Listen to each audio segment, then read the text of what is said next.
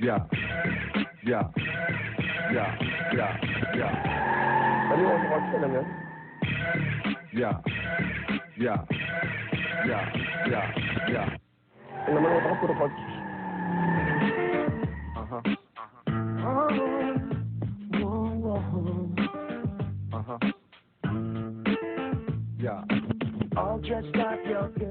Ito si Benjamin Quintanar Jr., 29 na taong gulang. Kinita niya ang unang milyon noong siya'y 24 anyos pa lang. Sakay ng kanyang 14 million pesos na Ferrari, larawan si June ng isang lalaking maagang nakamit ang tagumpay sa buhay. December of 1996, when he went out of his car, the first time I saw him after a long time, I saw a big change already. But an 11 million house, built by a 24-year-old guy, para talagang sa akin, shocking talaga. Tawag pansin ang bahay ni June sa May Parañaque. At pagdating sa kanyang koleksyon ng auto, daig pa nito ang isang showroom. Dahil bukod sa Ferrari, meron din siyang bulletproof Lincoln Navigator, Mercedes-Benz, at sasakyang Expedition para sa kanyang mga bodyguard. Hindi ko na-imagine na darating ang time. May sasakyan kaming iba't iba, may driver pa, may bodyguard pa, and may security guard pa sa house. Isa sa mga pinagkakaabalahan ni June kapag nasa bahay ay ang kanyang mga asong St. Bernard at German Shepherd na personal niyang binili sa ibang bansa. Pagkain pa lang ng kanyang mga pets, umaabot na sa 20,000 ang gastos buwan-buwan. At pati aso niya, may sariling yaya. 24 oras ding nakabukas ang air conditioning unit sa loob mismo ng kulungan ng mga aso. So, di ba, may isa Pilipinas? So, ang ginawa ko sa kanyang kulungan, air condition. Sa mga signature clothes na kanyang suot at sa mga mamahaling sasakyang kanyang minamaneho, di mo aakalain na dating isang jeepney driver si June Quintanar. Binalikan ng People ang Oranbo, Pasig kasama si June, ang lugar na kanyang pinanggalingan at ang lugar na naging saksi sa kahirapan na dinaanan niya. Tandang-tanda pa ni Noel de la Cruz, tiyo ni June at may-ari ng jeep na kanyang minamaneho, ang binatilyong nooy nagpupumilit mamasada para makatulong sa magulang. Nangyari kasi walang-wala rin sila eh. So ako naman, isa pa lang kung jeep namin, may lumalabas na yan. Pero laging makikiusap yan pagka kakailangan. Pag magmamatrikula dahil walang pambayad ng matrikula ng niya. 5 anak namin, ni Mami, nakita ko lang yung kakaibang sipag ni June kasi sa magkakapatid. Totoo yan. Kasi siyang masigasis lang sa mga trabaho sa bahay. Kasi sa pagtulong sa amin, siya rin ang nag-aasa. Yung bata ako, ano ba? Ibig kami na pispisaw, bitukan ng manok, dulo ng manok. Iyaw. Nagayan mo lahat. Oo, tapos. Kaming baboy. Sinupo ko yung para sa baboy namin. Pangalawa si June sa 5 magkakapatid. 4 sa magkakapatid na Quintanar ang nasa kolehiyo noon at hindi na kayang pag-aralin ng sabay-sabay.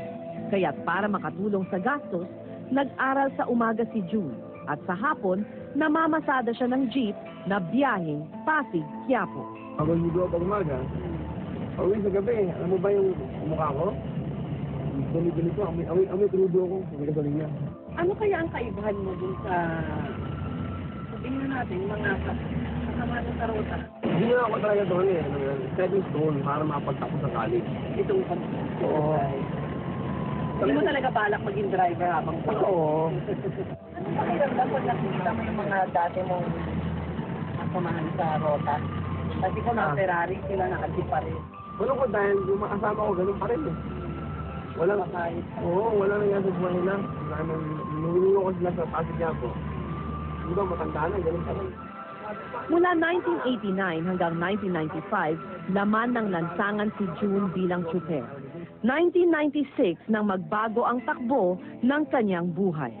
Mabilis ang naging asenso ni June sa bago niyang hanap buhay. Sa loob lang ng 10 buwan, kumikita na siya ng ₱250,000 sa isang buwan. Nataranta si June sa bago niyang estado sa buhay. Sino nga ba naman ang hindi matataranta kung kumikita ka ng halos 3 milyon kada buwan? Natupad ni June ang mga panaginip.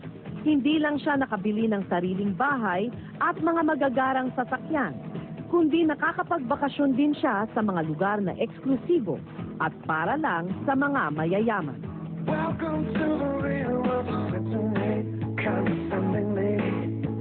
Take a seat, take your eyes, plot it out in black and white. Sa kanilang opisina sa Green Hills, kilala si June Quintanar na kabilang sa Millionaire Circle.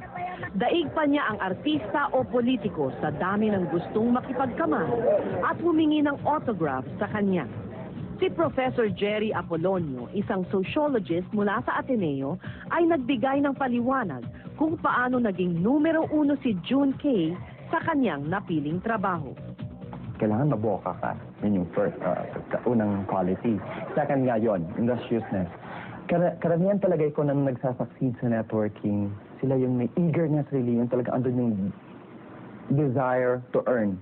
Nabago ang buhay ni June Kay sa paraan na tingin niya ay legal at wala siyang akang tao. Kaya kung maaari niyang ibahagi ang swerteng dumating sa kanyang buhay, ay bukas loob niyang ginagawa ito. Kapag may dumating mga opportunity, suguban nila. Tapos lahat ng mga gift na meron siya, galing sa Panginoon, gamitin niya natin para makuha niyang goal niya sa buhay niya. If you become successful, dapat isoli mo rin sa tao.